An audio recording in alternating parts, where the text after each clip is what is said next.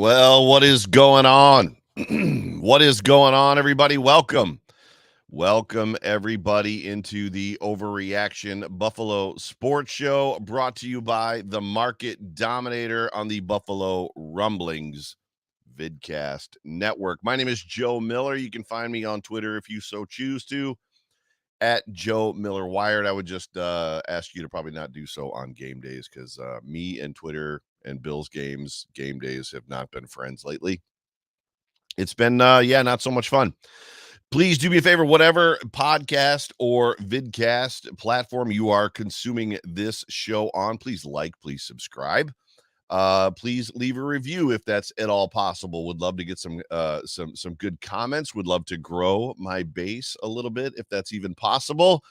And please note as well, like I say every single week, this is the recording of a podcast. I am Super Chat Live. However, I will not be wildly dialed into the comment section, even though there are some dudes and some dudettes jumping into the comment section right now. So good to have Richard Rush. Autumn is in the room.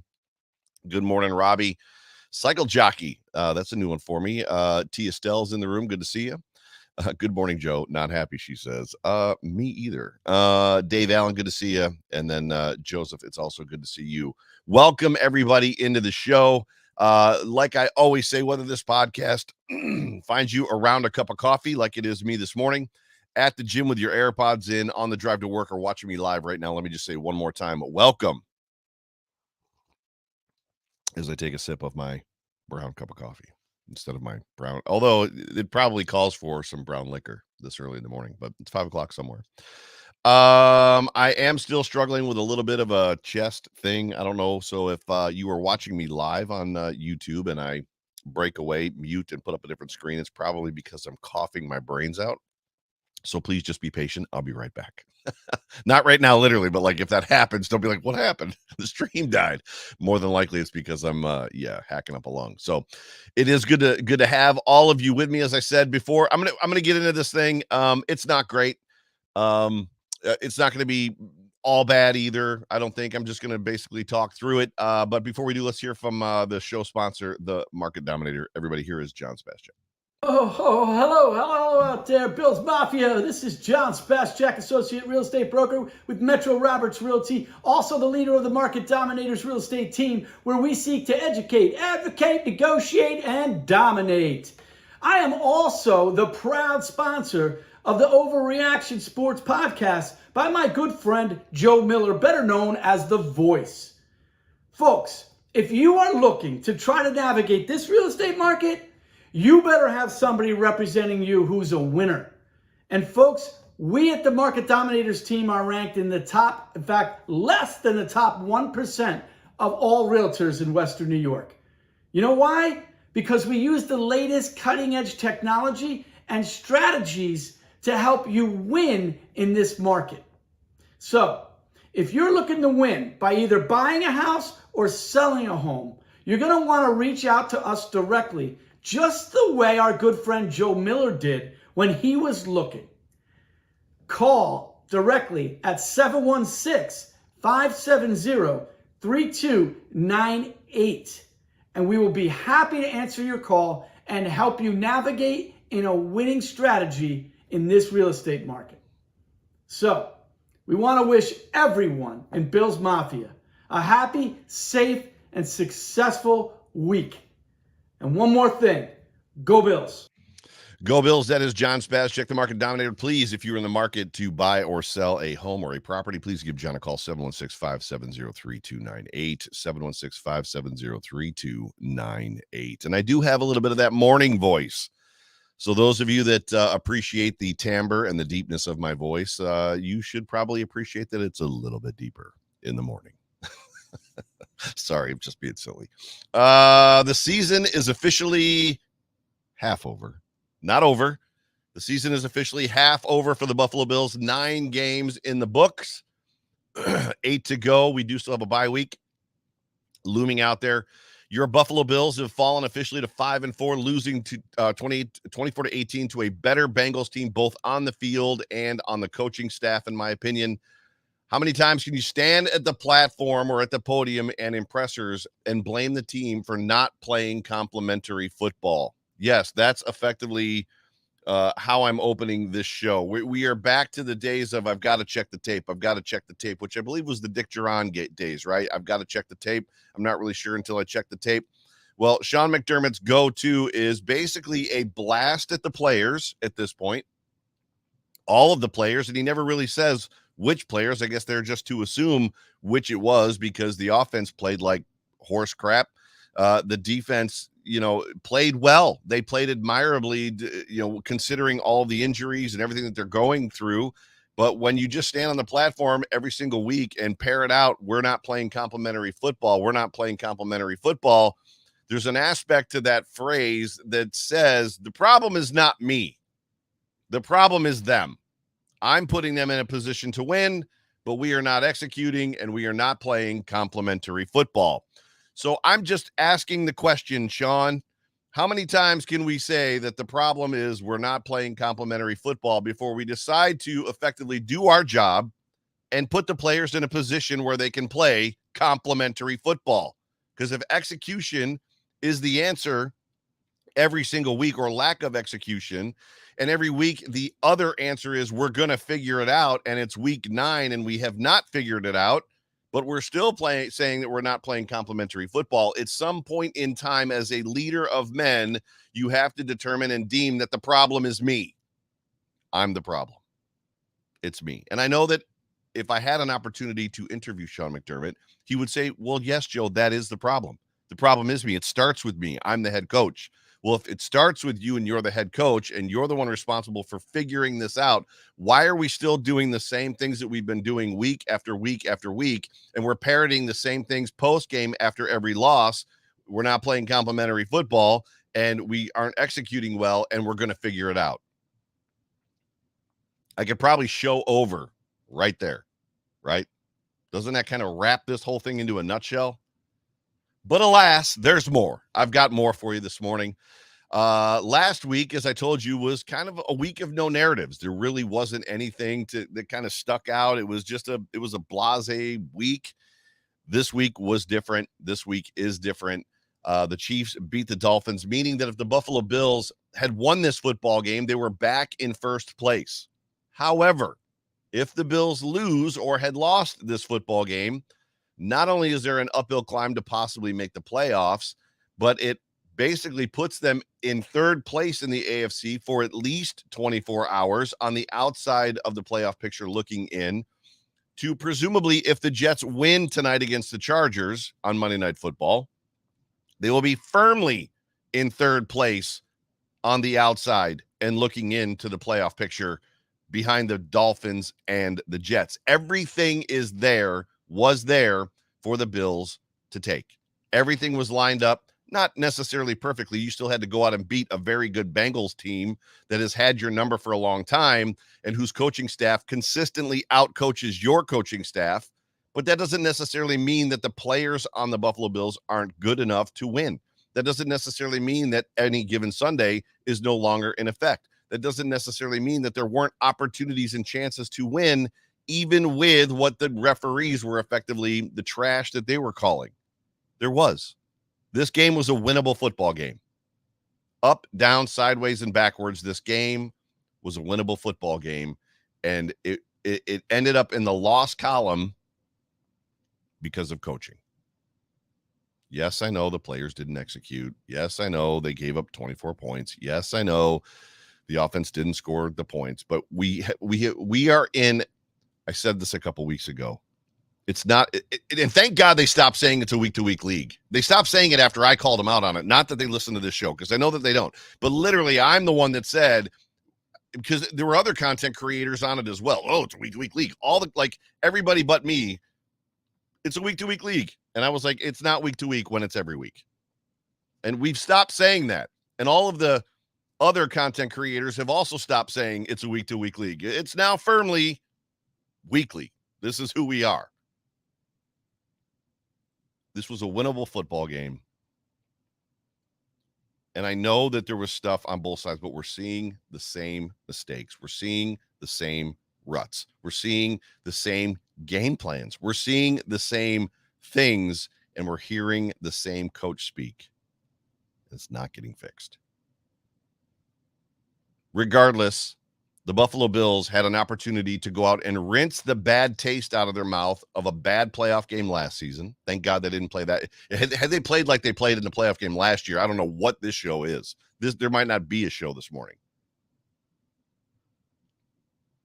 The Bengals, I think, are the only team in the NFL that realistically scare me whenever we play them.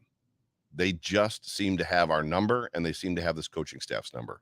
Every other team we line up against is like, oh, this is the Cowboys are going to be a test, right? The Dolphins are going to be a test. The Chiefs, we beat the Chiefs. The Chiefs are going to be a test. When we play the Bengals, I'm like, man, I don't know. And you're talking about a Bengals team that came into this game 4-3, that started really slow. Yes, I know Joe Burrow had the calf injury, which, by the way, they were zooming in. Levity. They were zooming in on Joe Burrow's calves in the during the game. Does the dude's got straws for calves? Like, he has no calf muscles. They're like, oh, and this was like, they're zoomed all the way in on both of his legs, like below the knees. Like, and this was the calf that was injured. And it's like, I don't see a calf. I don't see anything. I see a stick below his kneecap, but I ain't seen no calf. Like, if you've ever been near Deion Dawkins, the man has bowling balls for calf muscles. Like, it's impressive, and they're super high. Like, he's 6'3", 6'4". He's got a long bottom of his leg, and then there's this giant calf muscle at the top. Joe Burrow needs to basically ask the media to never zoom in on his calf muscles again, because the dude doesn't have them. It was funny, but anyway, I digress. The Bengals started out slow, 4-3. Yes, I know Joe Burrow was hurt, but they're finding their stride. Coaching, they're figuring it out. They have figured it out. Coaching. That's been an interesting turn. The amount of people that I've seen on Twitter that have been where I have been, which is stop blaming McDermott, stop blaming the coaching staff necessarily. Yes, I've been on the Dorsey is somewhat of a problem bandwagon, but there was a wild turn. There was a wild turn in the game on Twitter over the last 12 hours now. I don't even know. Yeah, the game started 12 hours ago exactly. Just as far as like, hey, I thought these people that wanted McDermott fired were crazy, but maybe there's something to this coaching thing. Had a good conversation with Jerry Ostrowski last night via text, and we go back and forth because Jerry is a former player who sees the game differently than a fan does, and that's what I love and appreciate about him and our relationship. And same thing with John Fina. They just see things differently. There's never an overreaction. And I would say that, my show largely isn't an overreaction show either. However, we see things differently. And as much as he feels like they're the better team, the Bengals, and I agree, Jerry has very much been, the problem is not coaching. The problem is not Dorsey. The problem is not McDermott. I just don't know how you line up these two coaching staffs, even through this season, and the games that they've played against each other, and not be like, wow, Zach Taylor is way better of a head coach. More better, way better, a much better head coach than Sean McDermott. Their defensive coordinator, as much as Sean McDermott is actually calling plays well and coaching that defense well, their defensive coordinator is good, really good. Zach Taylor's an offensive coordinator, is really good. Really good. But the Buffalo Bills at 5-3, now 5-4. Let's just be honest and say that this season for the Buffalo Bills has been Billsy, right? Is that the best way to describe it? For those of you that are new Buffalo fans, new Bills fans, and I know that there's several that have only been Buffalo Bills fans, and this is not a diss, since either right before Josh Allen came into the league or since Josh Allen has come into the league, there's a phrase of the way that the Buffalo Bills during the drought years would lose football games. It was a very Billsy fashion. The wheels would come off at the worst time. They'd lay an egg. They would just do something that was the complete opposite of who they were, what you expected. They would shoot themselves in the foot. This season has been very Billsy. So if you are not familiar with that term, welcome to the inner circle of Bills Mafia. Billsy. I tweeted before the game, like literally right before the game started, that this is a football team with multiple personality disorder, And I'll be honest with you, I'm not even sure who's going to show up. And we saw multiple personalities in this game offensively. We're going to talk about it. And at the end of the day, this is a team which can be good and can be bad. This is a team that plays to the level of their opponent every week. Every week they play to the level of their opponent. Oh, the Patriots are going to come in with Mac Jones. We're going to play down to their level and give it a game. Oh, Joe Burrow's coming in. Pat Mahomes is coming in. Oh, we're going to play to his level. We're going to get up for this game. Where would you point the finger at that? If you've got a football team that consistently over the last several years has played to the level of their opponent, where are you pointing your finger? Is that Josh Allen's fault? Is that Von Miller's fault? Is that Micah Hyde's fault that the team plays to the level of their opponent? Or does it speak to coaching?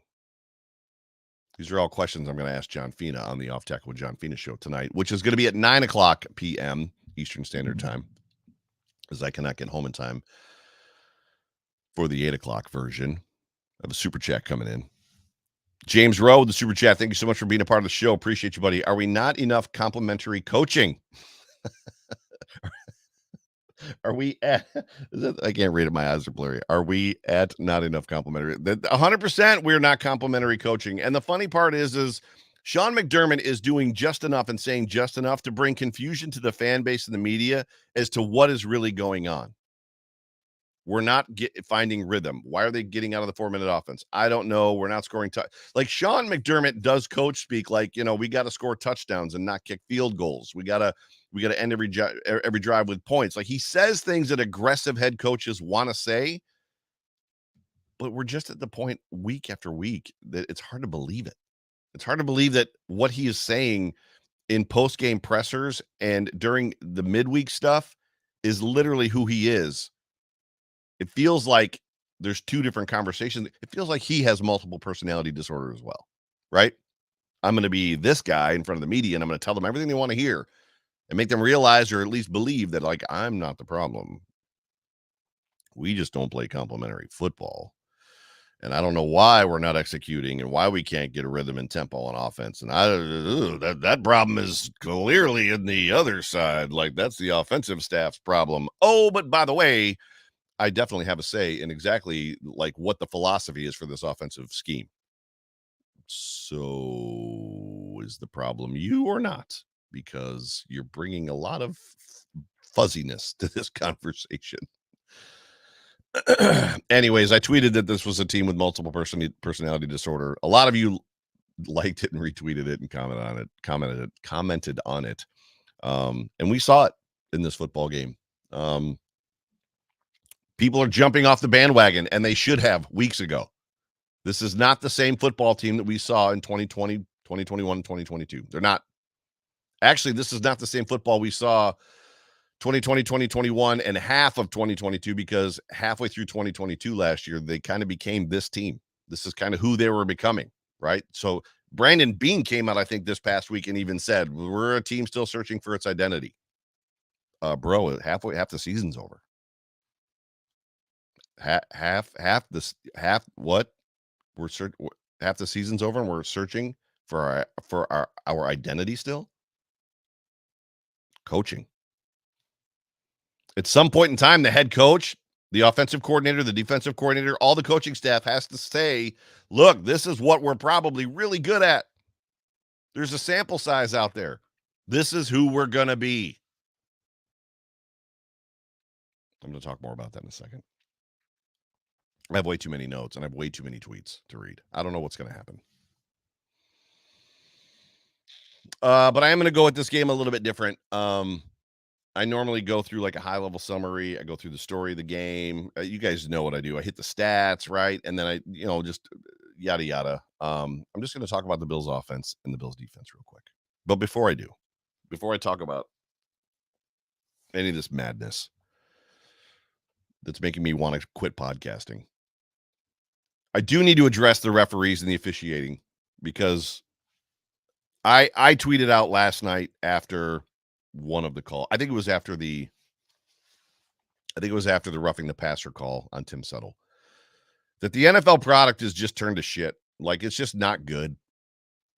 And the reason that it's not good is because the officials have become the stars of the show. There is something going on, and I'm not one to ever blame officiating. I don't remember a time that I've come on this show. I'm not saying it's never happened, but I don't remember a time that I've come on this show and blamed a loss on officiating. I don't remember a time where I've like, the Bills would have won that game.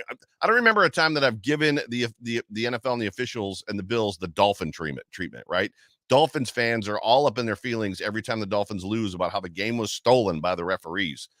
I don't know that I've ever done that. It may have happened. I don't remember doing it. However, and I also don't believe that this game was lost because of the officiating. But this league has a huge officiating problem. It's league-wide, every game. Like, if you watch the Dolphins-Chiefs game, there was a roughing the passer call in that game that was like, how is that roughing the passer? Like, it has gotten out of control. It's a problem, and it makes me want to stop watching football because it tilts the game, or the games end up becoming unfair, right? Because these are big, big calls. It's one thing to miss an obvious hold, which used to get missed all the time. But now that's happening along with missed trips. Trey Hendrickson tried to trip Josh Allen another time when he had gotten basically blocked out of the way, fell to the ground, and then flipped his legs up in the air to trip Josh Allen. And if you remember, Hendrickson is the guy last year that did the extra roll into the bottom of his legs, his knees, to make him gimpy in the Damar Hamlin game.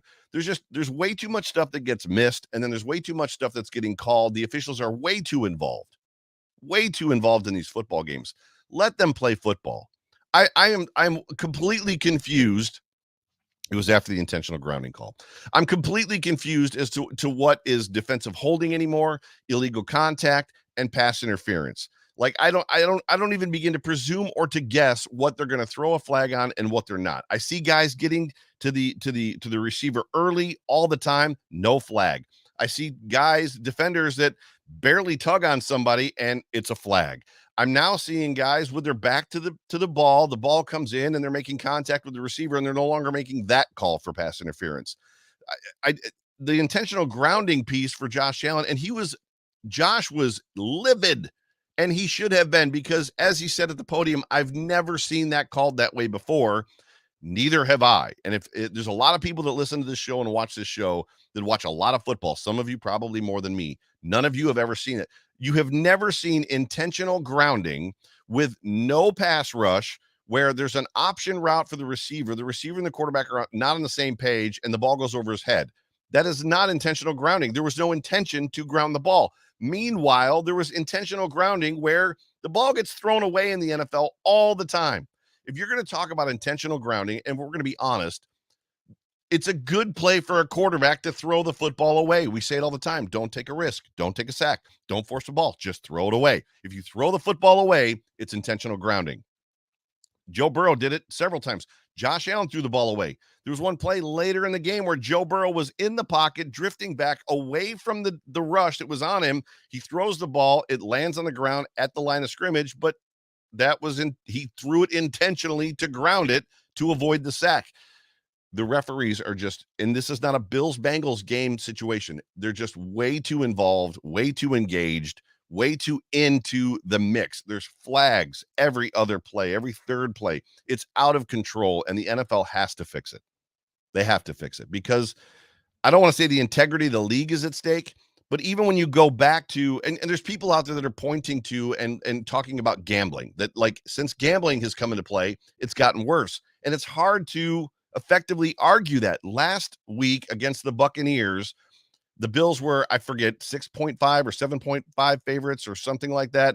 And Mike Evans pushes off Christian Benford, catches the touchdown right in front of the referee to basically move inside that window of the spread. No flag. And it's just, it's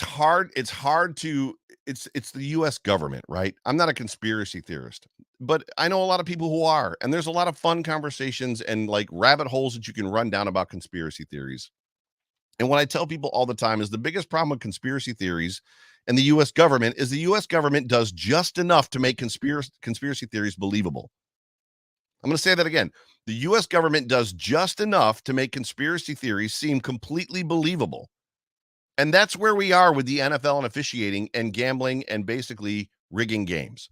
There's just enough going on right now that it's like, this seems rigged. It's a problem. I'm not saying it's rigged. I'm not saying that Vegas is involved. I'm not saying they're not. I'm just saying that the refereeing situation has to be taken care of. All right, I'm running out of time. So you want to blame the defense. So getting down to, I'm going to break this down in two ways. I'm going to do the defense first. I'm going to do the offense. And there's a lot of going back and forth. And this show and the host, that's a horrible thing to say. Sorry.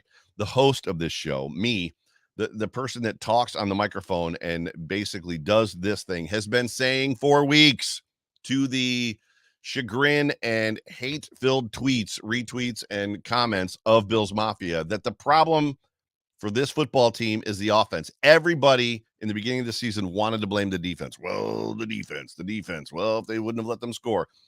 It's not the defense. And a lot of you are now starting to come around.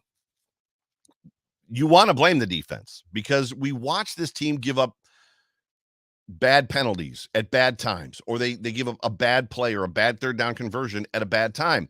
Or we see teams basically, the opposing team offenses, get 8 yards on a carry or 12 yards on a carry, or it seems like at times they're moving the ball. The opposing team is moving the ball against us at 11 yards or 12 yards a clip. It's easy to go down that path. At the end of the day, what it comes down to is points per game allowed. And that's it. When it comes to defense, it comes down to how many points are you giving up? The Buffalo Bills gave up 24 points against the Bengals. 24. And it wasn't a situation where, in my opinion, that if the Bills were boat racing them and had scored 40, that the Bengals somehow would have executed better. The Bills adjusted defensively. They let them go down the field on the first drive, which is pretty typical for the Buffalo Bills recently. And then they made adjustments and began to squeeze and effectively found some things that worked and forced the Bengals into errors and mistakes, got some punts out of them and did some other things that were great. There was also a turnover on downs in there, and basically got the Bengals somewhat out of their game plan until the Bengals adjusted and kind of found a little bit of a rhythm and a stride again. But 24 points. And over the season, this Buffalo Bills defense is holding teams to 18 points a game. They're fifth in the league. They're fifth in the NFL points per game against at 18, fifth. The Buffalo Bills are also sixth in the NFL in takeaways with 14, despite not having an interception since the Dolphins game. You've got Josh Allen as your quarterback, Stephon Diggs as your wide receiver, an upgraded offense. This is all offense stuff, but an upgraded offensive line and weapons all over the place. And you can't score 21 points. You can't score 18 points a game. You can't score 19, 20 points a game. You're telling me that you've got an offense, you've got a much maligned defense that's put together with popsicle sticks and duct tape, and you're telling me that your quarterback, who's supposed to be an all-world talent, and he has weapons around him, including a budding star in Dalton Kincaid, who is one of the smoothest pass catchers I think I've ever seen, especially as a tight end. The kid is incredible to watch him catch a football. It's almost like his body just absorbs the football. There's no jerky catch motion. The ball just, it's weird. It's almost like computerized. It gets to him and then his body just absorbs the ball. You're telling me that this football team, this offensive team inside of 12 or 14 drives in a game can't score 2 touchdowns and 2 field goals? That's what you're telling me. I don't believe it. I know you want to blame the defense.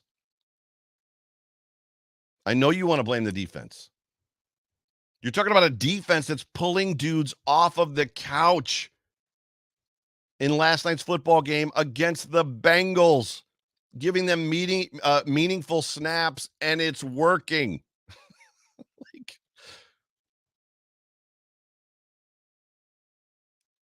It seems like this defense, I said it a minute ago, it seems like this defense gives up the worst play at the worst time at times. And it basically shapes our thought and our opinion of how the defense played the entire game. But holistically, this defense is playing good enough to win football games. It's not Trent Dilfer on the other side of the football. It's not Jared Goff on the other side of the football. The Buffalo Bills aren't rolling out, a rookie quarterback or some guy. The Buffalo Bills aren't rolling out Josh Dobbs, who won a football game yesterday on the other side of the football. The Buffalo Bills aren't rolling out, J.P. Lossman. They're not rolling out Tyrod Taylor. They're not rolling out some other guy, Craig Nall. Go through the list of quarterbacks in Bills history over the drought years. That's not who we're rolling out Josh Allen. Meanwhile, Vaughn is still working his way back. Epinesa and Groot have vanished. Ed's splash plays have slowed, as have Terrell Bernard's.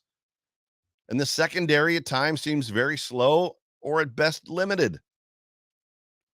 Last night, the game plan, and it worked, was to keep everything in front of them. If you dare Joe Burrow to go back and just throw the ball to his wide receivers uncontested, he's going to oblige you. And it worked. And what I mean by it worked is the Bills still held them to 24 points. It was almost a what's the best we can do game plan, and they held them to 24 points. The problem is not the defense. When the offense cannot consistently score more than 18 points, it's an issue. Or 24, 25, whatever number you want to throw out there. And I'm going to tell you something that a lot of you are not going to like. But I ran it by Chris Jenke this morning, and he agreed. If we're being honest with ourselves, you listening to me? If we're being honest with ourselves, when you look at the entire picture of what this Buffalo Bills defense has done this season, even if Matt Milano was healthy, Tre'Davious White was healthy, Daquan Jones was healthy, I'm not sure the outcomes of these football games would be very different in the win-loss column.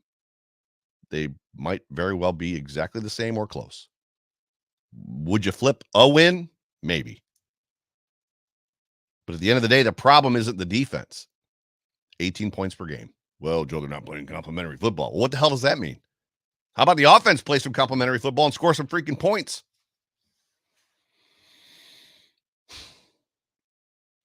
If you were on the these injuries matter bandwagon, if you were on the bandwagon in the soapbox of the injuries matter, it's why we're losing football games, whether you know it or not, you are basically in the camp of we should win with suffocating defense. You are playing into Sean McDermott's hand. If you were on these injuries matter because the defense should only be allowing 10 points a game or 9 points a game, you are in the Sean McDermott camp of conservative football where we suffocate them with defense and we do just enough on offense to beat them. You're expecting the 85 Bears or the 2000 Ravens. That's what you're looking for. So I hate to ruin anybody's Monday with a little bit of truth and transparency, but that's where you are. The defense is doing enough.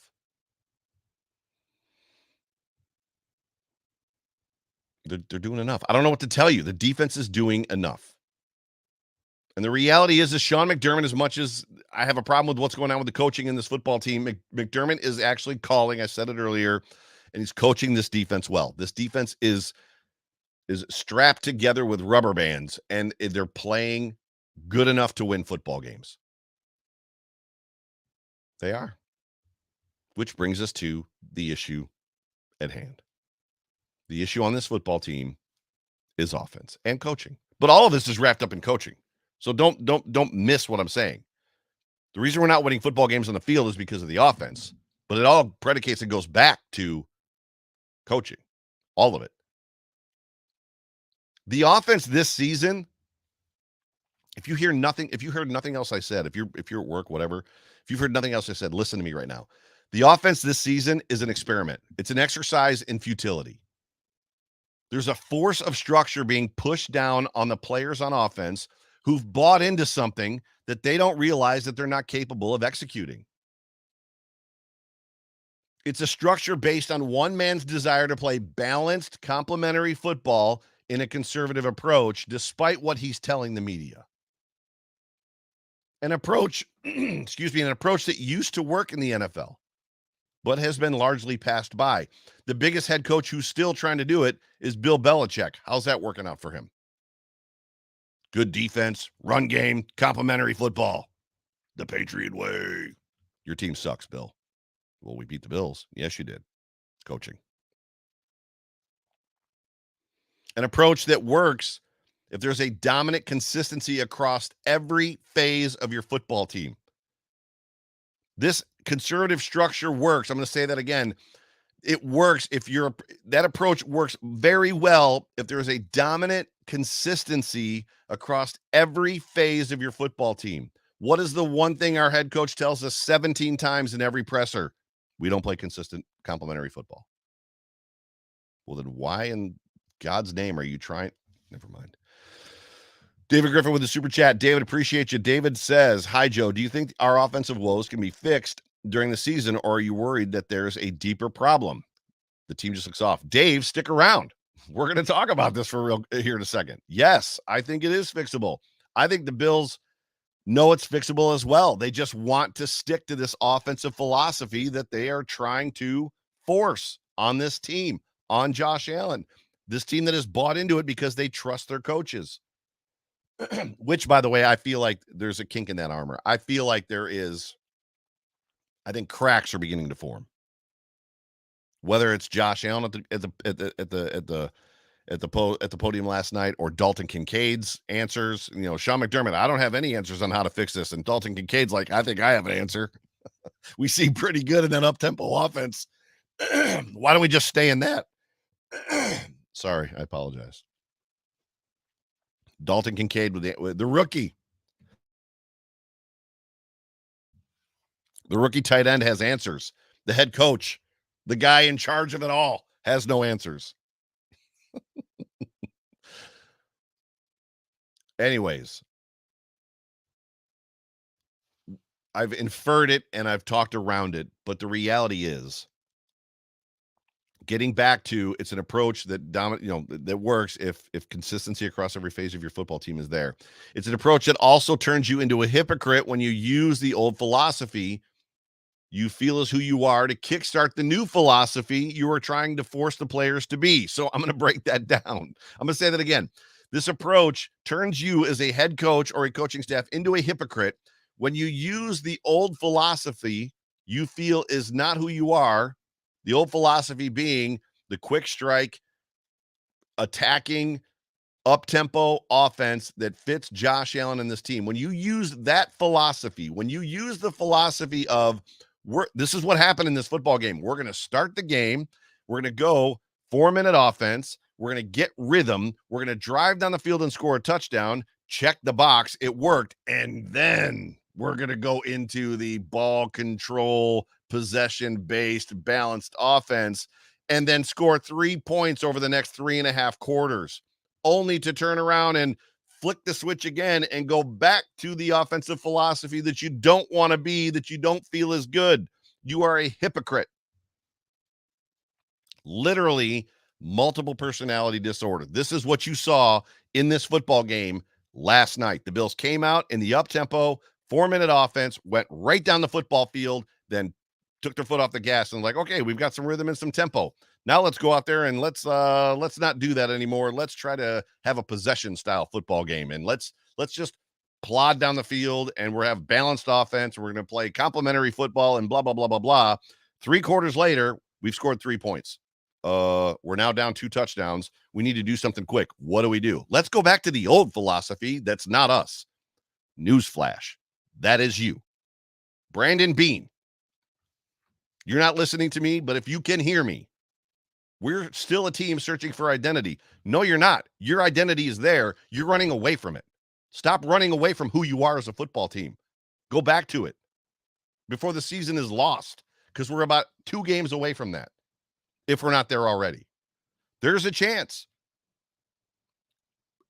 There's a chance that, depending on how the chips fall for the rest of the season, the Bills in 3rd place in the AFC East, looking into the playoff picture from the outside, are out of the playoffs right now. They could win out potentially and still be out of the playoffs. I know it's unlikely. It's like a 1% chance, but that's where we are. The Buffalo Bills twice used last night used the 4-minute up-tempo offense or the 2-minute offense to find rhythm, only to move out of it, hoping that rhythm would carry over into the offense or stay with the offense when they wanted to be a time-sucking, possession-based team. It's not who they are. It's not who they are. And they're fooling themselves, trying to continue to force themselves into that game. That's not who they are. I don't care. I'll have conversations with Jerry and John and any other content creator. That is not who they are. We want to run 12 personnel. They've been trying to run 12 personnel for 3 or 4 years. We hear about it, and they didn't really run it last night. I know Quentin Morris was back, but even when they were trying to force 12 personnel, it's not who they are. They are an up-tempo, not no huddle, but they are an up-tempo, spread wide, RPO, quick strike passing team. That's who they are. They just need to freaking find a run game that will fit it. It seems like that's the easier part. How do we develop a run game that fits what we're trying to do versus let's completely be something we're not because we want to run the football? The problem is the offense. And you can try to argue that the Bengals defense adjusted, right, and shut down the Bills for a couple of quarters. I would listen to, I would potentially accept some of that conversation of, well, they get paid over on the other side of the ball and they made some adjustments on defense and they shut us down for 3.5 quarters, except for the fact that when the Bills needed to, they flicked the switch, turned it right back on and went right down the field. Yes, I know Dalton Kincaid fumbled the ball on one of them and they kicked a field goal on the other one, but the reality is they could not. They had cement shoes on for 3 quarters, and when they needed to, they flicked the switch and went right down the field, going back to who it is that they are that works. Period. Use your brain. It's not a defensive adjustment. Did they adjust? Sure. Are the Bills just better than other teams in that offensive scheme? They are. That's who we've watched it. Jay Spencer King and I talked about it on the Hump Day Hotline last week. Don't be mad at us for wanting more. You gave this to us. You set the standard, Josh Allen and the Buffalo Bills and this coaching staff. I know Brian Dable was here, but you set the standard. This is who you told us you were going to be.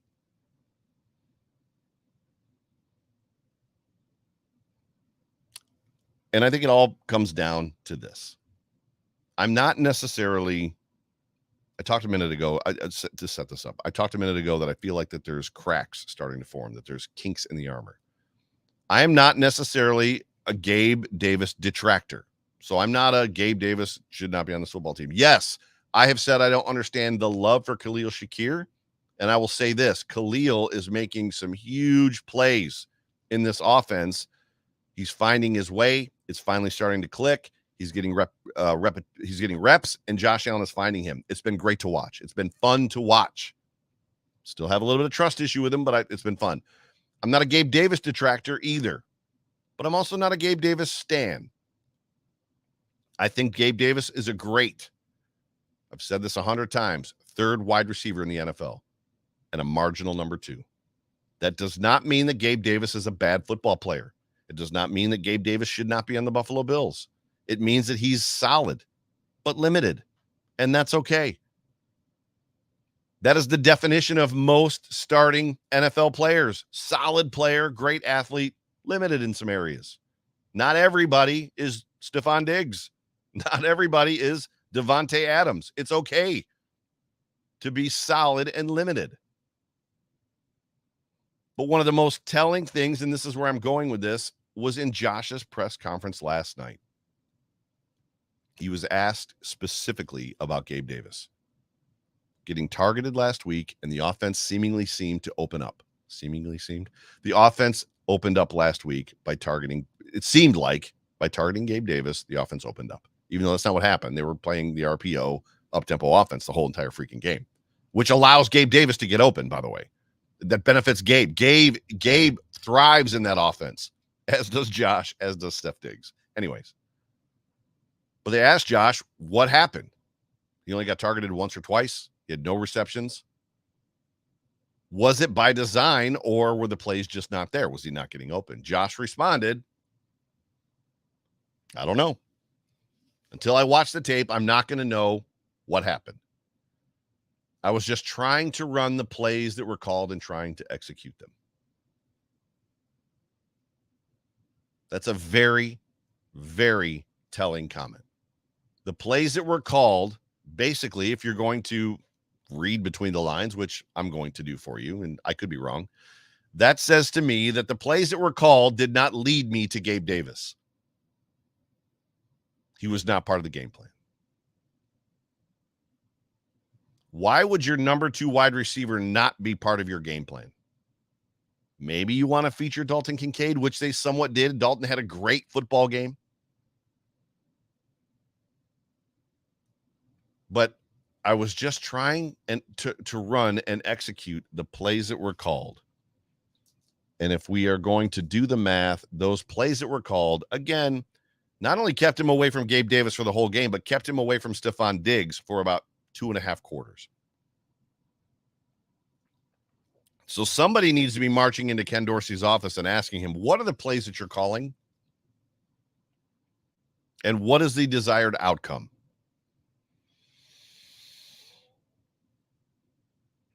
It's just a very telling response.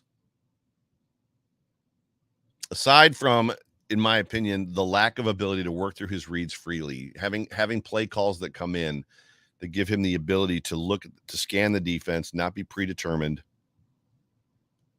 It's just completely predictive of where the ball's going to go by the play call versus letting the play develop, Josh taking advantage of the defense. It's just one more time that shouts that the problem is coaching. The problem is coaching. They still have no idea who they want to be on offense. And when they do get any sense of flow in the game, tempo, rhythm, they shoot themselves in the foot, whether it's by a bad penalty, a bad drop, or by completely moving out of the offensive scheme that gives them their sense of rhythm and flow.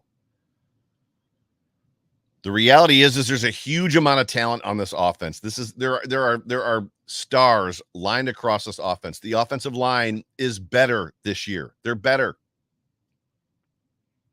They just can't seem to put it together consistently to play complementary football.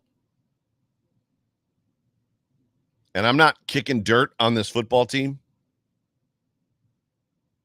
I'm going to say that again. I'm not kicking dirt. I'm not saying the season is over. I'm not kicking dirt on this football team, but the hole's dug. I didn't dig the hole. They dug the hole. There's a hole. There's a 6-foot hole dug in the 2023 season. I'm not kicking dirt on them, but the hole's there. And if that sounds like me counting them out, like they come into these pressers and say, everybody's counting us out, blah, blah, blah, blah, blah. If that's me counting them out and that's how they feel, then they can use it and if they can use it as fuel, good. Because it's only going to fuel them until the next time that they drop out of the up-tempo offense, try to go back to the time-sucking, possession-based offense, and they shoot themselves in the foot and go 3 and out. Because I'm not the problem. My words aren't the problem. The offensive scheme is the problem. And that's just what it is. So I have 90 tweets to read. I'm not going to be able to get to 90 tweets. This went way longer than I thought it was going to. It's funny, the amount of times that I set this show up and I'm like, this is going to take about 15 minutes. I'm going to read tweets for 20. We're going to be out in 30. And then here we are 50 minutes in and I haven't even gotten to the tweets. So I apologize to everybody that tweeted. I do appreciate you. And I appreciate the, what's the word? Not the culture, but just the rhythm that's gotten there. Like those tweets have gone from like 18 a week, 15 a week to like 90. I'm going to start doing a show just on the reading of the tweets.